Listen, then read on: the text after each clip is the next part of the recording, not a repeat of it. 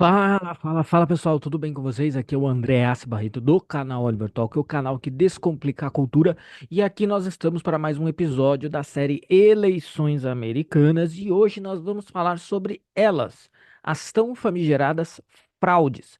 Existem, não existem, como acontecem, onde acontecem, como ocorrem, em que grau elas acontecem, muito, médio, baixo, enfim, você vai sair desse vídeo sabendo tudo que a imprensa oficial não te conta sobre fraude e sabendo tudo que realmente acontece nos Estados Unidos da América quando o tópico é fraude. E aqui estamos então para isso mais uma vez. Eu queria pedir para vocês que assistam, né? Que observem aqui os nossos demais episódios dessa série, né? Esse assunto, eleições americanas, geopolítica, relações internacionais, é um assunto que as pessoas me cobram muito, né? As pessoas falam, pô, André, quero saber qual a sua opinião sobre isso, sobre aquilo, sobre este, sobre aquele tópico de geopolítica, de relações internacionais. Então eu sei que vocês gostam disso, uma boa parcela, né, das pessoas gosta disso, mas a nossa audiência não tá boa, mas poderia estar um pouco melhor, né? Então assistam os episódios anteriores, está na playlist Eleições Americanas, está no podcast, que é a aba aqui do YouTube de podcasts Eleições Americanas. Muito embora essa seja interessante a gente ter aqui o visual, né, de algumas coisas. Então assistam os episódios anteriores. Os episódios mais recentes são sobre minúcias do pleito atual, né? A gente já falou da Kamala Harris, a gente já falou sobre as pesquisas, né? O vídeo anterior foi sobre como vocês devem observar todas as pesquisas que são divulgadas, a metodologia, a amostragem e etc, etc. Como tudo isso é importante na hora de se fazer a leitura de uma pesquisa. Então não deixem de fazer isso, além, é claro, de ser membro do canal, curtir o vídeo, ativar sininho para notificações, aquela coisa toda que também ajuda os vídeos a terem mais alcance, tá certo, gente? Bom, o assunto é fraude. Existe uma coisa curiosa para se discutir esse assunto no que diz respeito às eleições americanas. Por quê? E eu vou mostrar isso para vocês, porque os democratas nunca tiveram problema em admitir a existência, a ocorrência de fraude nas eleições americanas. Só que o problema é, especialmente em 2020, muito embora em 2016 isso tenha acontecido em alguma medida, porque o Donald Trump já havia dito que se as eleições não fossem lisas, né, se o processo não estivesse comprometido, ele denunciaria, né, esse comprometimento do processo, ele denunciaria a falta de lisura, né? Mas é claro, em 2020, como isso acontece de uma forma diferenciada, porque a gente tinha o contexto da pandemia, um contexto maior do voto por correio, que é um grande problema que a gente vai falar um pouco aqui no vídeo de hoje. Aquilo aconteceu em larga escala, sem dúvida nenhuma. O que nos leva também à reflexão que eu vou trazer mais quando a gente fizer um dos últimos vídeos, talvez, né? Aqui da série Eleições Americanas sobre o sistema eleitoral, porque as eleições elas são decididas basicamente nos estados pêndulo, que são mais ou menos 7 estados. E muitas vezes a disputa nesses estados é ganha por diferenças pequenas de voto, de 10 mil a 50 mil votos. Então, você não precisa ter uma fraude no país inteiro. Você não precisa ter uma fraude em larguíssima escala. Fala, nossa, eu preciso fraudar 1 milhão de votos. Não, você não precisa fraudar 1 milhão de votos. Às vezes, bem menos. Como eu disse, 50 mil, né? É 5% disso e já pode ser o suficiente para virar a eleição para lá ou para cá. Então, esse é um dos pontos. Então, assim, nem democratas nem republicanos, eventualmente, vão ter interesse em fraudar as eleições no Alasca, em fraudar as eleições em Idaho, né? Nesses, o resultado todo mundo já sabe, todo mundo já pode acertar o veredito e o resultado lá. Então, não vai ter fraude lá e não há necessidade disso, tá? Então, assim, ou seja, o que eu quero dizer é possível fraudar e é possível obter os resultados desejados com fraudes feitas em locais muito específicos e numa escala no máximo intermediária, no máximo mediana. E aí a gente começa a ter uma série de outros problemas também, né? Então, tudo nos Estados Unidos é muito descentralizado em linhas gerais, né? Então, para entender um pouco o problema da fraude, a gente precisa entender um pouco os Estados Unidos enquanto nação. Os Estados Unidos, ele tem esse nome, os Estados Unidos da América, a ideia de independência dos estados, porém unidos, unidos por alguns laços, mas assim, está na essência dos Estados Unidos, na essência americana, a independência dos estados. Então, cada estado tem regras pontuais específicas para a votação. Então, isso é muito descentralizado. A regra que tem num estado pode não ter em outro. O rigor para se poder votar em um estado pode não existir tanto em outro estado. Para vocês terem uma ideia, uma coisa que para nós soa completamente absurda, mas que quando é jogada lá no contexto das eleições americanas, a esquerda, né, os democratas, consideram isso racismo. Mas pedir identificação para o eleitor é considerado racismo, né? Por quê? Porque na cabeça da esquerda, é, você está privando certas comunidades do voto ao como o sujeito não vai entregar a identidade dele por algum motivo, porque ele pode ter alguma passagenzinha criminal, ele pode estar sendo procurado pela polícia, ele pode ser um imigrante ilegal se passando por alguém ali. Se você pedir a identificação, o sujeito, o que que ele vai fazer? Bom, eu não vou entregar minha identificação, então eu não vou votar, tá? Então isso é considerado racismo ou preconceito com os imigrantes. Então, isso para nós aqui é um absurdo, né? Nós temos, no Brasil, é obrigatória, é compulsória a identificação via documento com foto para votar, mas lá não. E o que acontece é, alguns estados são mais rigorosos quanto a isso. Eu acho até que alguns estados exigem a identificação, mas muitos não. E a questão é uma questão polêmica, uma questão controversa, tá? Então, assim, cada estado com as suas leis. A descentralização geral para tudo é um problema, porque uma série de outras regras também vai variar de estado para estado. Voto por e-mail, voto antecipado, eh, coleta de cédulas, tudo isso vai ter uma multiplicidade de regras e leis regendo conforme a situação, estado por estado. Isso facilita a fraude, né? Então eu vou falar um pouco sobre os tipos de fraude aqui, mas em alguns estados, graças a esses fatores, a fraude acaba ficando mais facilitada, né? A falsificação de votos. Mas, a partir de 2020, com a fraude que aconteceu numa escala relativamente grande, esse assunto veio à tona, ele foi posto principalmente pelo Donald Trump. Muita gente, mais uma vez, eu insisti nisso no vídeo anterior e insisto nesse novamente. É absolutamente essencial que vocês prestem atenção no que está ocorrendo e como está ocorrendo, porque a forma com que isso será narrada depois vai te enganar a menos que você tenha observado a coisa de perto.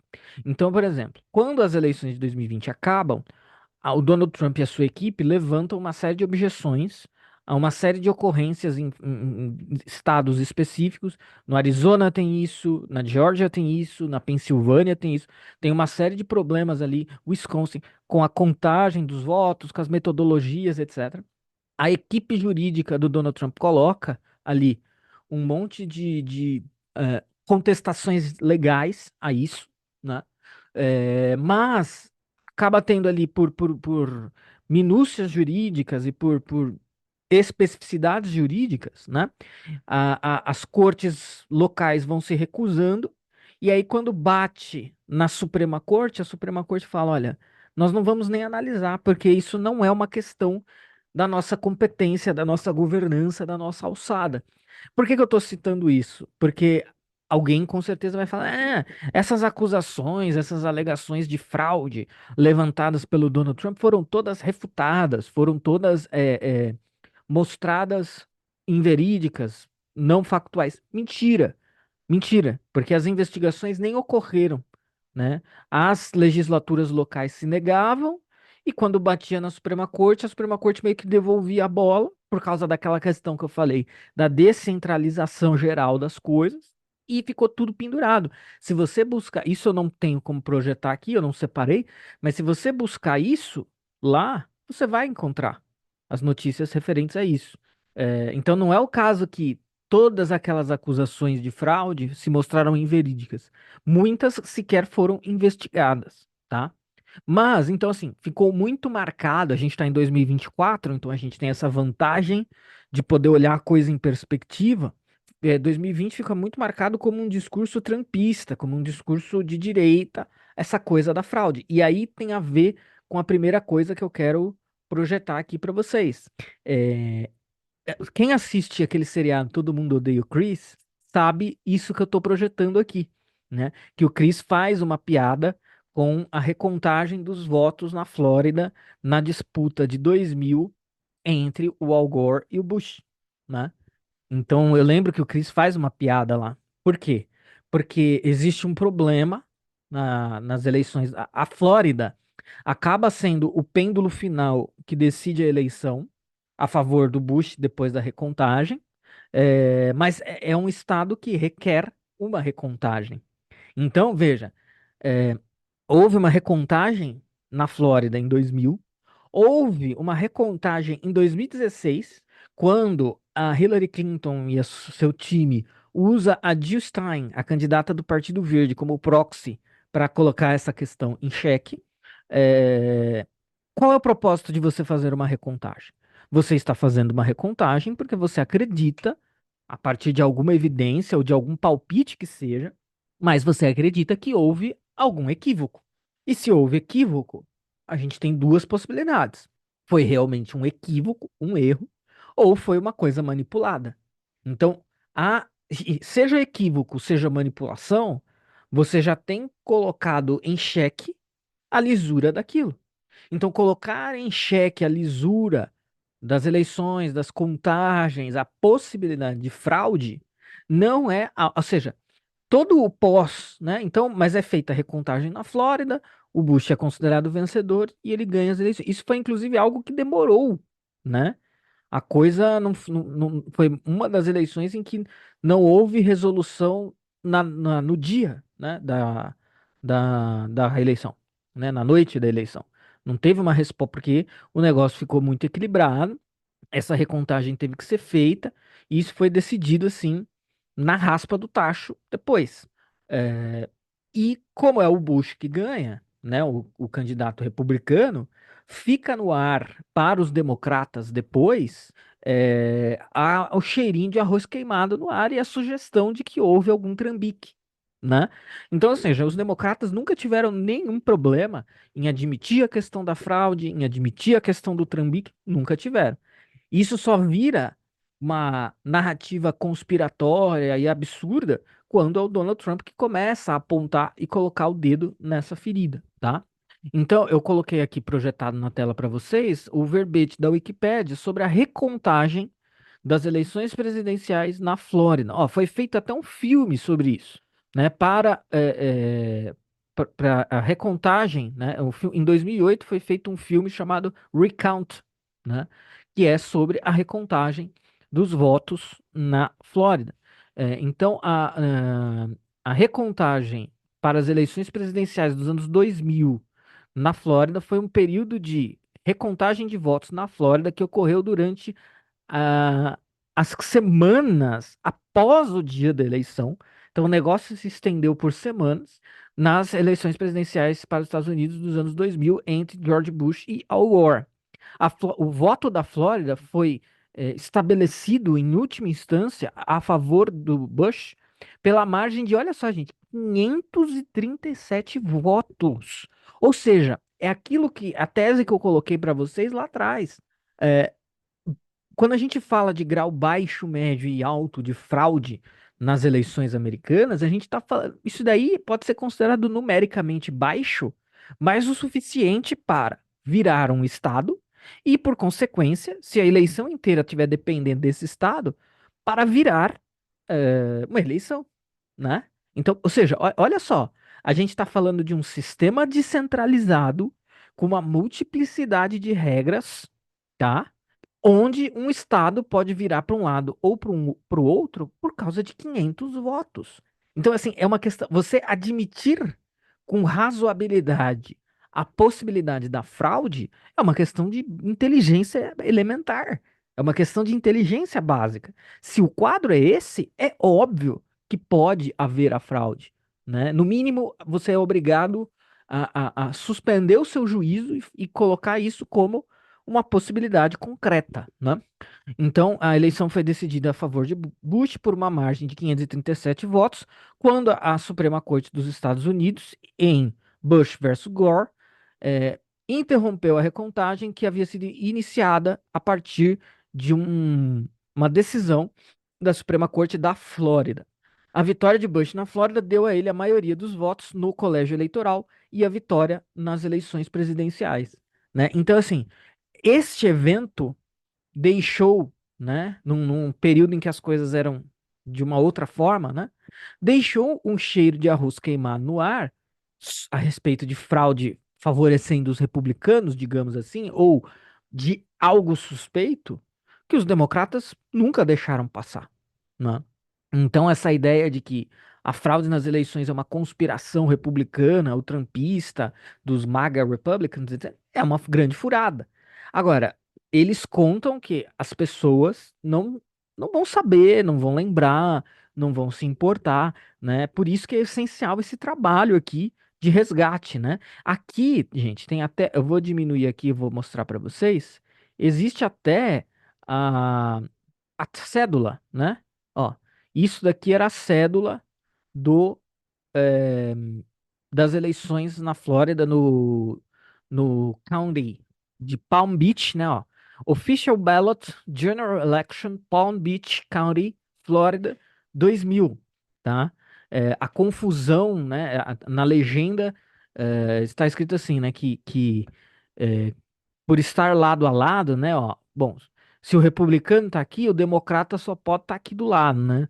Então, se as pessoas se você não vai votar no candidato republicano, e aqui ó, que curioso, né? O Dick Cheney, vice do George Bush, que hoje apoia a Kamala Harris, né? Porque é uma tentativa de manutenção do establishment e do teatro das tesouras dele lá.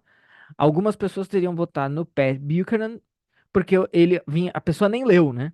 Fala, bom, se o republicano tá aqui, o democrata tá aqui, a pessoa foi lá e assinalou dessa maneira, né? Sendo que, na verdade, o candidato democrata estava aqui embaixo, e não ao lado, tá? Pelo menos é isso que diz a, a legenda, né? Então, mas olha só, né? Isso daqui que é a cédula.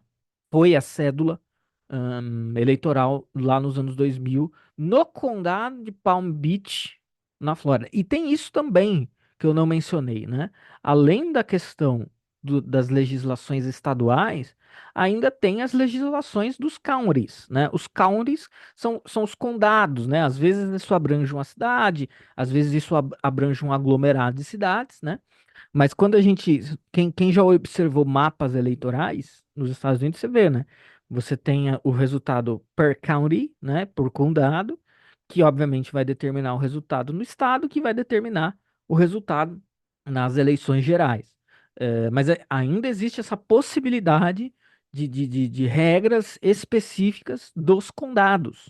E aí você imagina, né? Um condadinho pequeno, né? Um condadinho que ninguém presta atenção, às vezes se ficar ali evidenciado que há um interesse de fraudar um desses condados, quem está observando?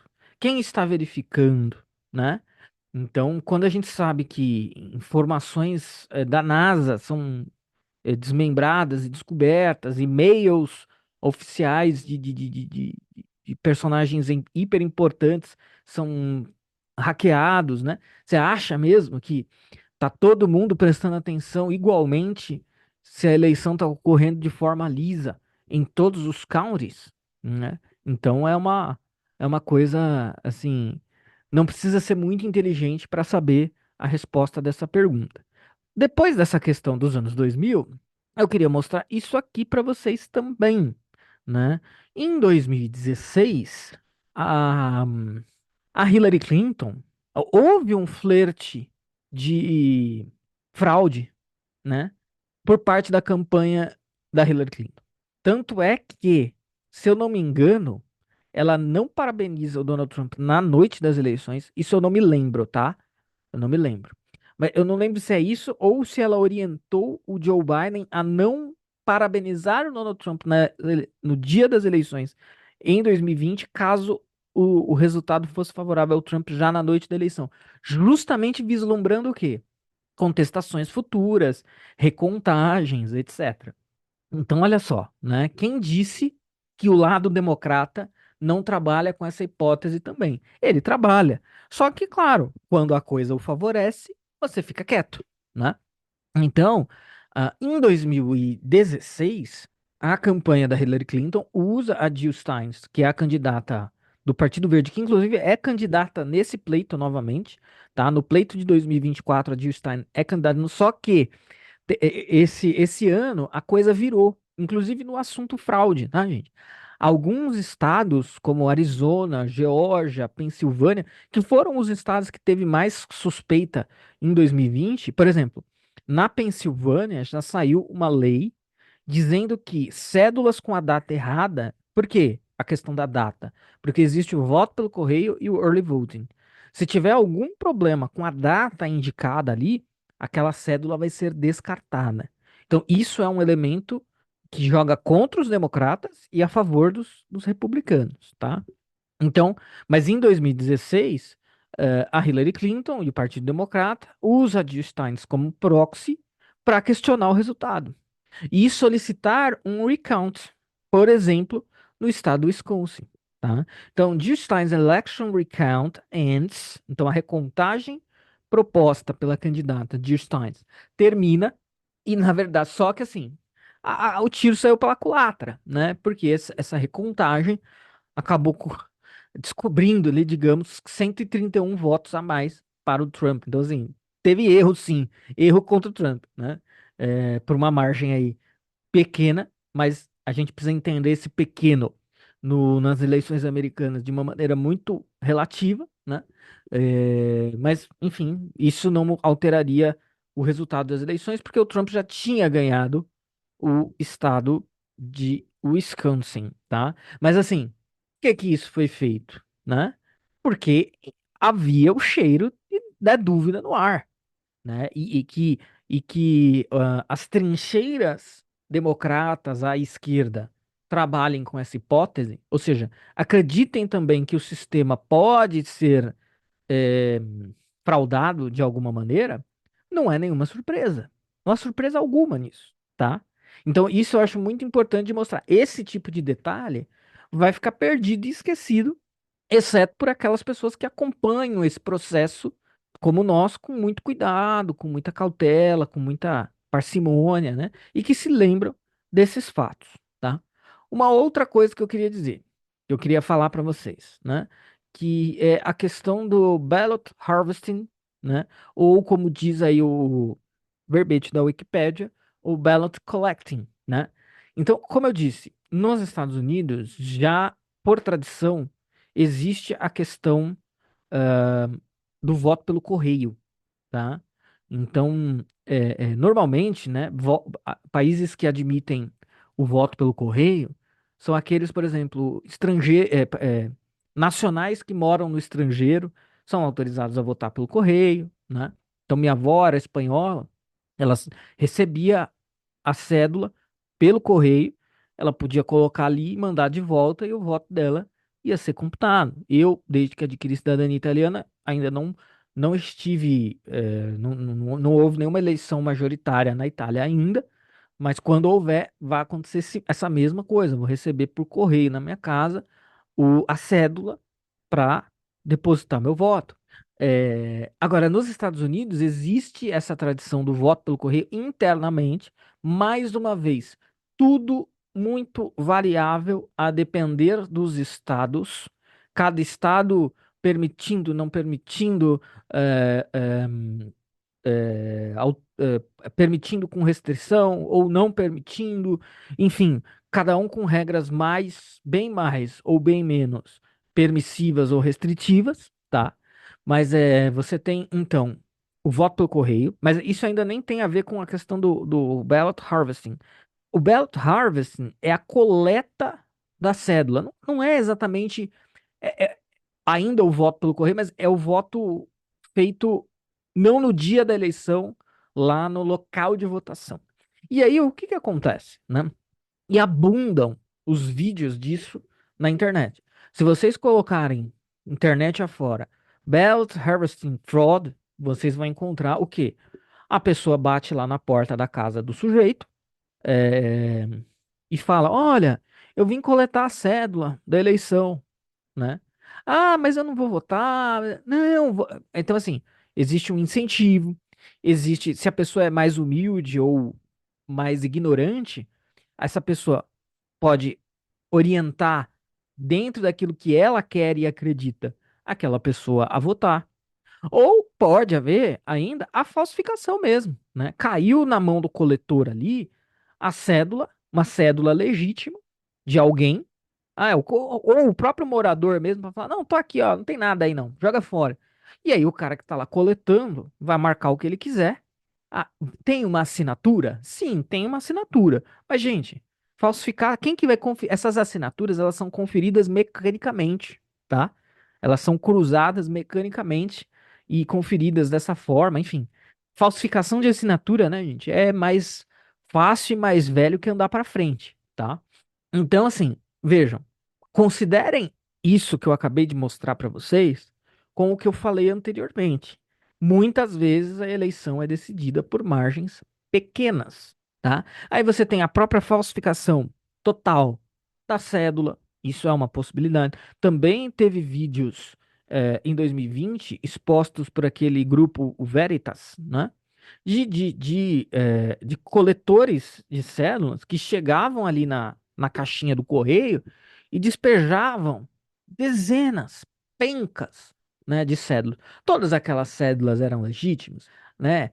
É aí que entra também a questão do voto de mortos. Isso foi muito falado na eleição de 2020, né? Porque no Brasil, né, nós temos o seguinte, pelo menos hoje, se você vai, uma pessoa aposentada, vai para o hospital, estado grave, falece, o próprio hospital já alimenta no sistema que o CPF daquela pessoa é de uma pessoa que veio a óbito, e aquilo ali já suspende, por exemplo, o benefício previdenciário da pessoa, né? Justamente pela questão da fraude, para que outra pessoa não receba, pelo menos para congelar, né, o benefício e outra pessoa não receba indevidamente aquele montante. Nos Estados Unidos, com toda essa descentralização que eu falei, o que que acaba acontecendo? Pessoas falecem, não há uma comunicação entre, digamos assim, a prefeitura que cuida dos velórios e dos enterros. Ela não comunica com o setor eleitoral, aí a pessoa morre, mas a cédula dela é encaminhada para a residência via correio, né? Aí o novo morador recebe aquela cédula, o novo morador recebe a cédula do condômino anterior que já morreu, do condômino anterior que mudou de estado. O cara vai votar no outro estado. Mas ele não comunicou, ou houve a comunicação, mas não houve a conexão das informações, e não tem um sistema federal, porque cada estado opera à sua maneira. Aí o sujeito de boa fé pode fazer o quê? Bom, isso aqui não me pertence, eu vou rasgar e jogar fora. Agora, isso é o sujeito de boa fé. E o sujeito de má fé? E se a China, o Irã, já tiverem agentes criados para justamente cometer esse tipo de fraude? E se o próprio Partido Democrata tiver pessoas articuladas para cometer esse tipo de fraude? Aí o inteligentinho brasileiro vai falar: não, mas isso é pouca coisa. Isso não decide a eleição. Eu acabei de mostrar para vocês. Não precisa de muito para o negócio virar. Você pega um estado grande, populoso, importante, como uma Pensilvânia, por exemplo. 10.000 votos pode fazer toda a diferença. 10.000 votos, 20.000 votos. Você imaginar fraudar 20.000 cédulas é muita coisa. Mas num estado inteiro, não é tanta coisa assim, né? Ainda mais se for um estado populoso, onde isso será convidativo, né? Então, existe a questão do voto dos mortos, a questão do voto do habitante que se mudou de estado. Aí ele vai se registrar lá no outro estado, não vai ter essa comunicação, né? Então, assim, ele não vai. A cédula dele no seu antigo estado não vai deixar de ser emitida e enviada para o seu antigo endereço, e o novo morador vai receber essa cédula e vai colocar, se ele tiver de má fé, vai colocar o que ele quiser ali e fazer o seu voto. E assim por aí vai, né? Veja, eu estou aqui conjecturando algumas possibilidades, mas existem muitas outras. Por quê? Porque o sistema, infelizmente, o sistema é convidativo a isso, né? O sistema é permissivo a isso. Como vantagem para as eleições deste ano, 2024, me parece que assim, inclusive essa era uma crítica que eu fazia muito, né? Não dá para ficar falando de fraude só depois que perde, né? Você tem que batalhar dia após dia para que sejam aplicados mecanismos de para se evitar a fraude, para se corrigir os problemas. Os republicanos nunca fizeram muito isso, sempre usaram um pouco como discurso de perdedor. Dessa vez, considerando tudo que aconteceu, principalmente em 2020, tá?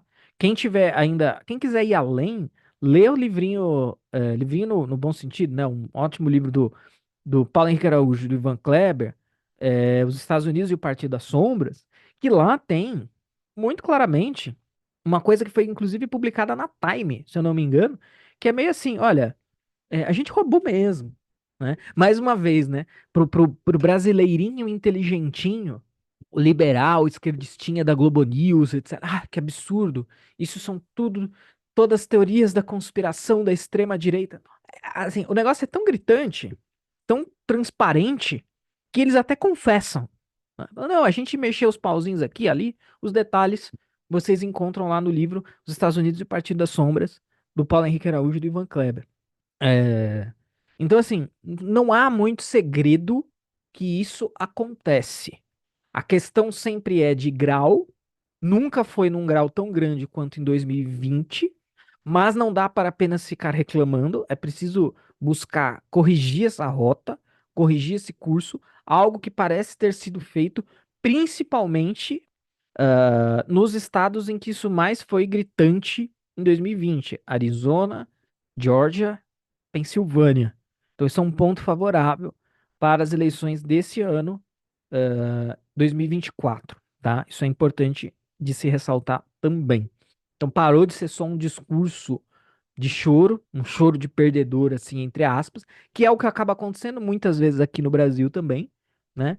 Vocês encontram, eu falo de fraude nas urnas no Brasil desde 2010, eu falo sobre isso, né?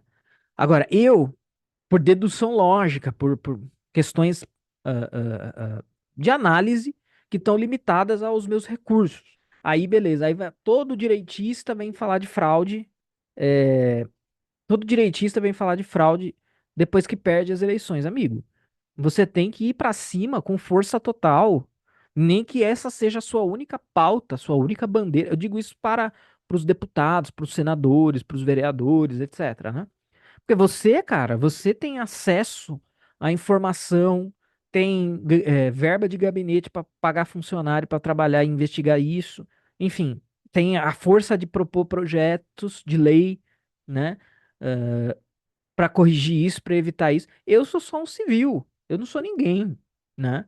Aliás, assim, se nós, enquanto civis, se a gente alcançasse realmente a superfície, né? Ao ponto alto, a gente, né? Essa é a grande verdade. Então, assim, a gente, por dedução lógica, chega lá, coloca, fala, a gente fala com vocês, né? Nossa plateia restrita, mas caberia aos políticos fazer essa investigação. E parece, né? Parece, vamos aguardar o decorrer da coisa, né? Parece que dessa vez os republicanos fizeram essa lição de casa, né? O discurso, inclusive, está sendo de vamos votar em níveis tão altos que a fraude não vai dar conta, tá? Isso também é uma coisa interessante, né? Porque é óbvio, né? Existe também implicitamente conta-se implicitamente com esse fator, né? Olha, as coisas vão ser de níveis intermediários, então a nossa fraudezinha aqui, entre aspas, né, fraudezinha, ela é suficiente para dar conta de virar a eleição, Agora, se a oposição vai à votação, vai às urnas em massa, você precisa dobrar muito mais a aposta para chegar lá, né? Existe esse ponto também. Então, o discurso entre os republicanos é um pouco esse, tá? É, votar de forma massiva a ponto de superar as fraudes, o padrão das fraudes de sempre. Embora eu acredite que exista também, né? Eu devo ter falado isso no vídeo sobre a Kamala Harris, eu não me recordo agora, mas devo ter falado, que é, os caras tiraram o Biden, porque o Biden ia ser uma tragédia muito grande, a ponto de prejudicar grandiosamente a contagem de deputados e senadores. Então eles descartam o Biden e colocam a Kamala, que também não é grande coisa, né? As pessoas não gostam da Kamala Harris. Então, meio que assim, talvez eles tenham para si que a eleição presidencial já é favas contadas mesmo, a derrota, mas é só uma contenção de danos para não escorregar demais no Congresso e no Senado, tá? Então esse é um ponto também. Por fim, para encerrar, né? é, vamos supor o seguinte, porque o raciocínio do esquerdista é dessa forma, né? Você joga uma questão, ele nega.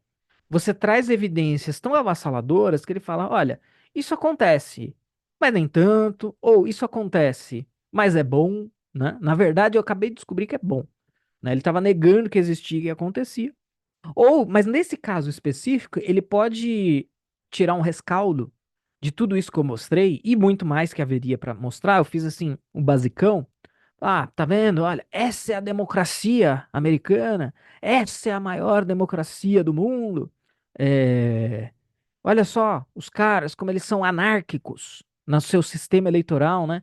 Como eles são anárquicos, como eles são descentralizados, e isso é ruim, porque isso, o meu argumento é, né, que essa descentralização é permissiva com a fraude.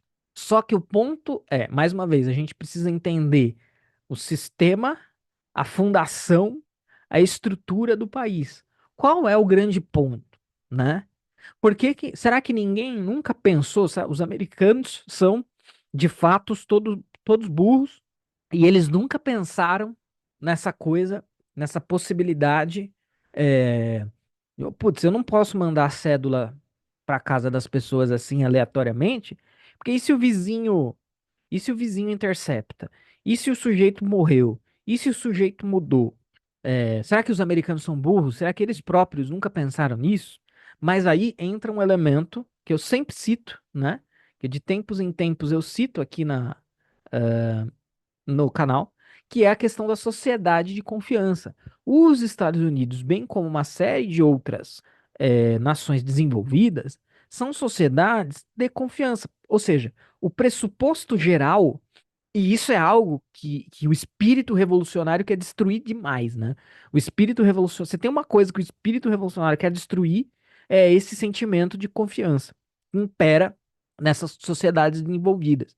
Que é aquela coisa que a gente vê de vez em quando, quando são feitas reportagens, né? É feita uma reportagem lá no Japão, né? A pessoa tá viajando, tá com uma mala, aí esquece a mala no metrô, né? Aí o brasileirinho já fica como, né? O brasileirinho já fica desesperado. Vão roubar minha mala. Vão roubar minha mala com meus documentos. Vão roubar minha mala com a minha roupa. Vão roubar minha mala que tem minhas joias lá dentro, né? Aí o segurança do metrô fala: Não, o que que aconteceu? Ah, você esqueceu a mala? Então faz o seguinte: espera o trem dar a volta. Quando o trem passar aqui de novo, a mala vai estar lá onde você deixou. Ninguém vai pegar. Ninguém vai pegar, ninguém vai roubar, ninguém vai extraviar, ninguém vai fazer nada com a sua mala. Ninguém vai mexer no que não é seu, né? Aquilo é seu, só você vai mexer, mais ninguém. Então, assim, essas sociedades desenvolvidas atingiram um grau de coesão social, né, e outros fatores que permite que elas sejam sociedades de confiança. Nos Estados Unidos, eu tenho para mim que isso já está quase que destruído, mas institucionalmente esse espírito ainda impera, né?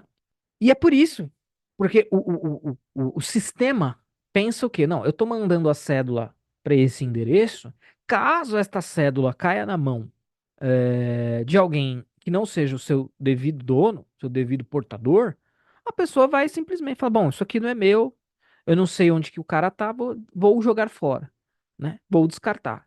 Fraude? Maracutaia?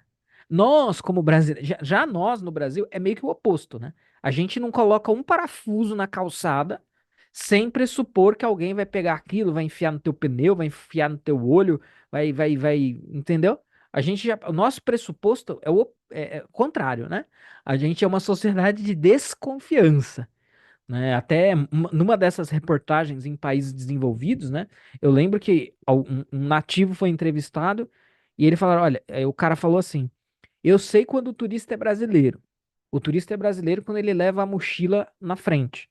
Quando ele leva a mochila na frente com medo de ser furtado, aquele cara é brasileiro. Já sei disso.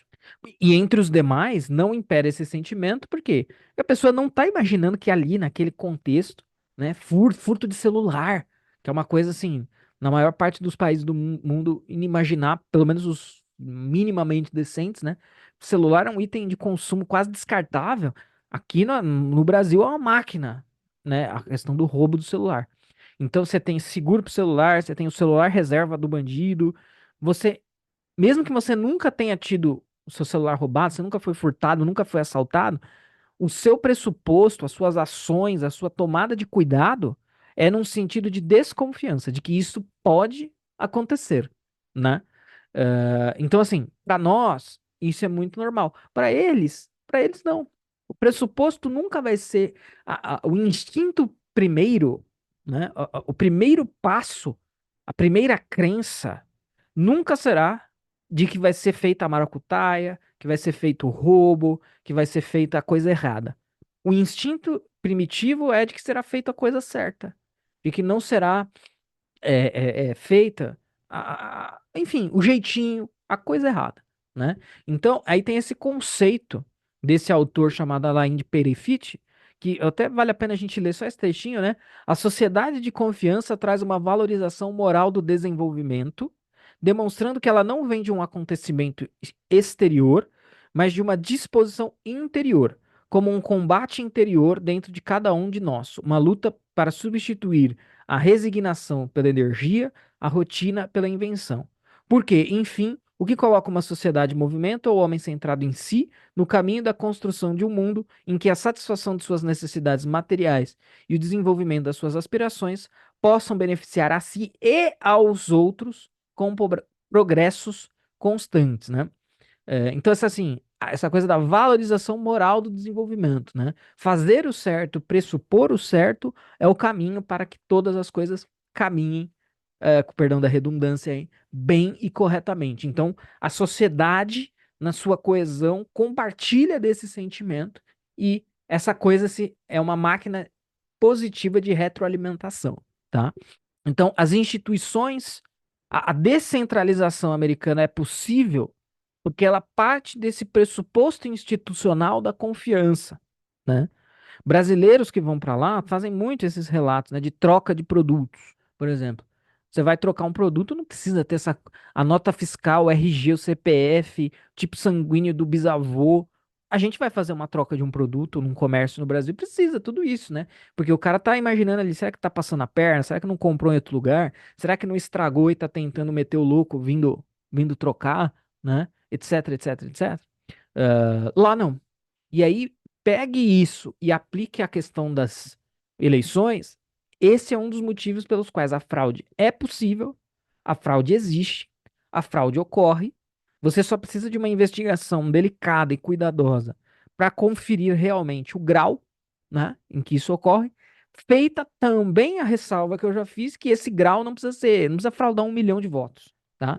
Pelo contrário, você não precisa fraudar nem 1 milhão de votos, não precisa fraudar coisa em todos os estados. E mesmo sendo 7 estados pêndulos, você não precisa fraudar nos 7. Basicamente, o que aconteceu em 2020 é o bookcase da fraude. 3 basta. Fraudou na Pensilvânia, na Geórgia e no Arizona, tá bom demais. Cumpriu o papel que tinha que cumprir, tá?